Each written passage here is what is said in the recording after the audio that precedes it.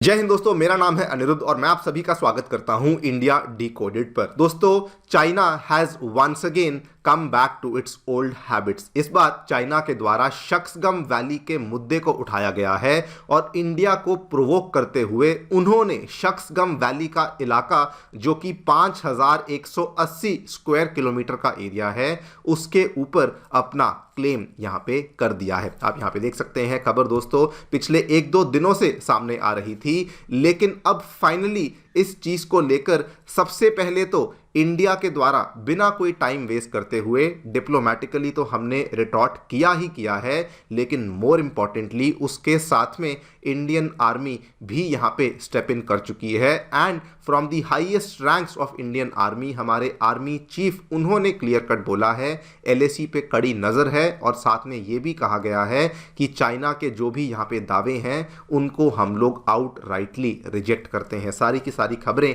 आपके सामने हैं। China rekindles tensions with the Shaksgam valley claim, लेकिन इंडिया ने इस बार स्ट्रांगली पुश बैक किया है। कल ही दोस्तों आप देख सकते हैं इंडिया के द्वारा सबसे पहले तो शक्सगम वैली को लेकर साफ साफ कहा गया कि इंडियन टेरिटरी जो है वो शक्सगम वैली इंडियन टेरिटरी का हिस्सा है और जो चाइना पाकिस्तान का इकोनॉमिक प्रोजेक्ट है वो कंप्लीटली अवैध है, वो कंप्लीटली इनवैलिड है। हम लोग उस प्रोजेक्ट को बिल्कुल भी सही नहीं मानते हैं। इतना ही नहीं, अब दोस्तों हमारे आर्मी चीफ की तरफ से भी ऑफिशियल स्टेटमेंट इस चीज को लेकर आ चुका है कि जो ये चाइना पाकिस्तान का पैक्ट है शक्सगम वैली का, ये भी अवैध है और जो भी वहां पे चाइना दावे कर रहा है इस पूरे पैक्ट के आधार पर, उन पैक्ट्स को हमारी आर्मी बिल्कुल भी मानती नहीं है। ना दोस्तों, वैसे तो मैं आगे चल कर के डिटेल में इन सभी चीज़ों के बारे में बात करूंगा, क्या यहाँ पे हुआ है, शक्सगम वैली का इतिहास क्या है, क्या यहाँ पे चाइना पाकिस्तान का पैक्ट था जिसके तहत चाइना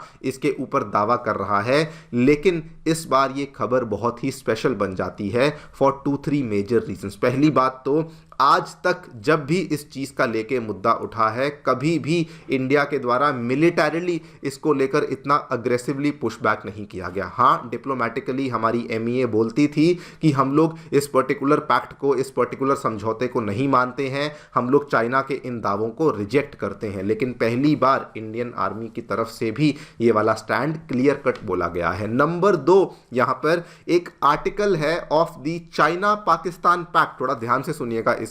आर्टिकल का जो नंबर है that is article number 6 and as per the article number 6 of the China Pakistan pact, China खुद इस चीज को मानता है कि शक्सगम वैली असल में चाइना का हिस्सा है ही नहीं और उस चीज को भी अब बहुत ज्यादा लाइमलाइट में लाया जा रहा है। क्या है ये आर्टिकल 6 एग्जैक्टली, कौन सा वो पैक्ट है और चाइना क्यों ये खुद मानता है, कौन है इस एरिया का सही ओनर, उन सभी चीज़ों के बारे में हम लोग चर्चा करेंगे। आइए शुरू करते हैं मेरे साथ। मेरा नाम है अनिरुद्ध। यदि आप लोग हमें फॉलो करना चाहते हैं तो दिए गए टेलीग्राम चैनल के माध्यम से, व्हाट्सएप चैनल के माध्यम से कर सकते हैं। इसके अलावा अगर आपको हमारा कंटेंट पसंद आता है तो दिए गए QR कोड के माध्यम से हमें सपोर्ट भी कर सकते हैं। All right, directly coming to the news, क्या देखने मिला, थोड़ा आपको समरी बता देता हूँ। बेसिकली हुआ क्या, इंडिया के द्वारा दोस्तों चाइना के कुछ प्रोजेक्ट्स हैं under the China Pakistan economic corridor, उसके तहत जो प्रोजेक्ट्स थे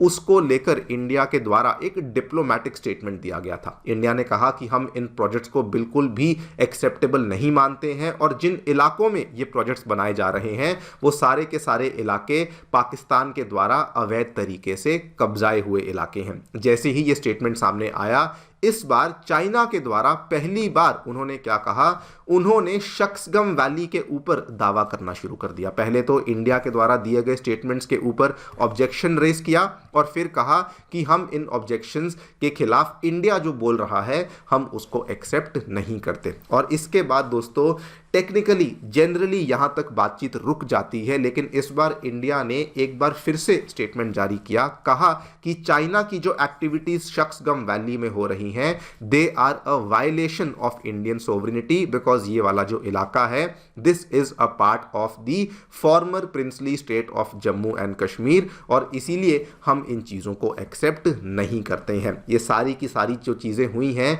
इसके बारे में हम लोग चर्चा करेंगे। इंडियन आर्मी ने क्या कहा है वो भी आपको बताऊंगा और आर्टिकल 6 वाली क्या कहानी है वो भी डिस्कस करूंगा, लेकिन उसके पहले आपको इस इलाके की ज्योग्राफी और हिस्ट्री के बारे में थोड़ी जानकारी दे दूं। दोस्तों, बात हो रही है शक्सगम की वैली की। ये वाली जो वैली है इसका वैसे दूसरा नाम ट्रांस काराकोरम ट्रैक्ट भी इसे कहा जाता है, बिकॉज अगर आप उत्तर की दिशा में जाते जाएंगे तो बेसिकली काराकोरम रेंज के जस्ट दूसरी तरफ आपको ये शक्सगम वैली देखने को मिलती है। यहां पर आपको ये वाले मैप में दिखा देता हूं। हम सभी जानते हैं ये वाली जो नीली रेखा है जो यहां पे चल रही है, दिस इज द LOC, और ये वाली जो रेखा है दिस इज द LAC। उसके बाद ये वाला इलाका, again it is a well known fact, this is the Siachen glacier, जिसके ऊपर इंडिया का कंट्रोल देखने को मिलता है। इसके ऊपर जो आप ये छोटी सी पतली सी रेखा देख रहे हैं, ये दोस्तों एरिया है ऑफ द शक्सगम वैली, और इसका जो एरिया है दिस इज, यहां पे लिखा भी हुआ है, this area is controlled by China, लेकिन ऑब्वियसली इंडिया का इसके ऊपर दावा है। लेकिन दोस्तों ये एरिया डायरेक्टली चाइना के कंट्रोल में नहीं आया था, इसकी एक बहुत ही पुरानी हिस्ट्री है। 1947 में जब जम्मू कश्मीर इंडिया को एक्सीड कर चुका था, जो कि बाय द वे एक लीगल एक्ट था, उस टाइम पे इंडिया ने ऑब्वियसली जब जम्मू कश्मीर ने एक्सीड किया तो जम्मू कश्मीर की पूरी टेरिटरी के ऊपर सोवरेनिटी को क्लेम किया था।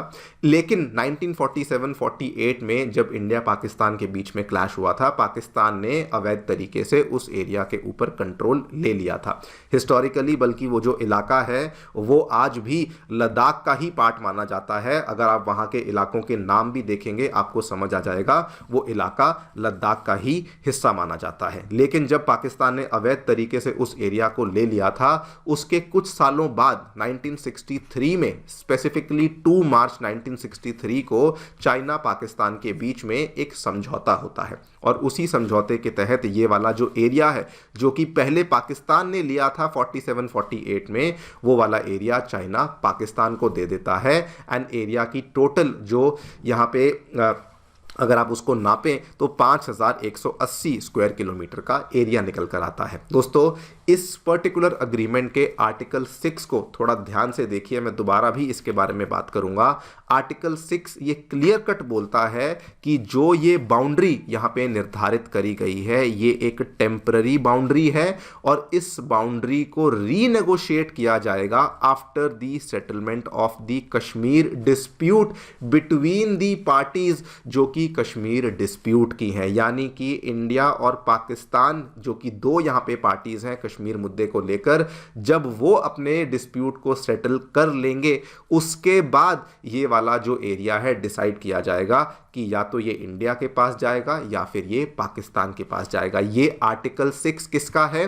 This is the article 6 of the China Pakistan agreement. India तो इस पर्टिकुलर अग्रीमेंट को भी मानता नहीं था, लेकिन चाइना के ही द्वारा इस आर्टिकल को इस पर्टिकुलर अग्रीमेंट के अंदर इंक्लूड किया गया था। खैर, I will come back to it once again, लेकिन इंडिया सबसे पहले तो इस अग्रीमेंट को बिल्कुल भी नहीं मानता है। इंडिया के द्वारा अपना स्टैंड बिल्कुल क्लियर है कि 1948 में जो हुआ वो भी गलत था। पाकिस्तान के पास कोई लीगल अथॉरिटी है ही नहीं, बिकॉज वो टेरिटरी असल में भारत की है, और जब वो टेरिटरी अभी तक डिस्प्यूट में है तो हम लोग उसको लेके पाकिस्तान जो भी करेगा हम लोग उसको कभी भी नहीं मानेंगे। और इसीलिए इंडिया ने 1963 वाले अग्रीमेंट को भी मानने से साफ साफ इनकार कर दिया था। ये इंडिया की MEA का डिप्लोमेटिक स्टैंड है जो कि बाय द वे आज दिन तक कभी बदला नहीं है। लेकिन इस बार 2026 में इंडियन आर्मी भी स्टेप इन कर रही है। General Dwivedi without mincing any words, without any hesitation, उन्होंने क्लियर कट बोला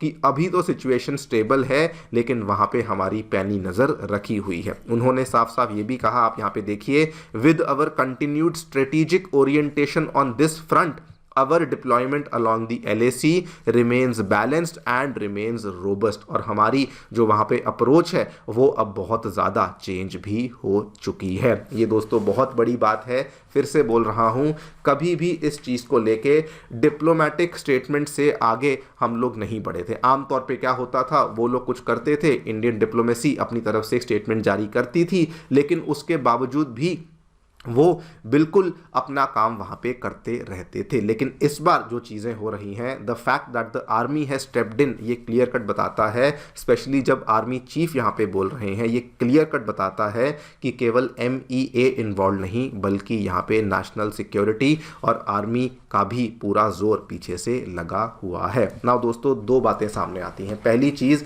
Y India's position is very very stronger than it actually appear. सबसे पहले मैंने आपको हिस्ट्री बताई दोस्तों, वो वाला जो पार्ट था, लीगली उसका जो एक्सेशन था वो इंडिया को दिया गया था। एक्सेशन एक रिकॉग्नाइज्ड एक्ट है, लेकिन जो पाकिस्तान ने किया वो पहले तो वही गलत था, उसके बाद जो उन्होंने चाइना को दिया वो उससे ज़्यादा गलत था। मतलब कि पाकिस्तान के पास पहली बात तो उसको लेने का ही कोई हक नहीं था।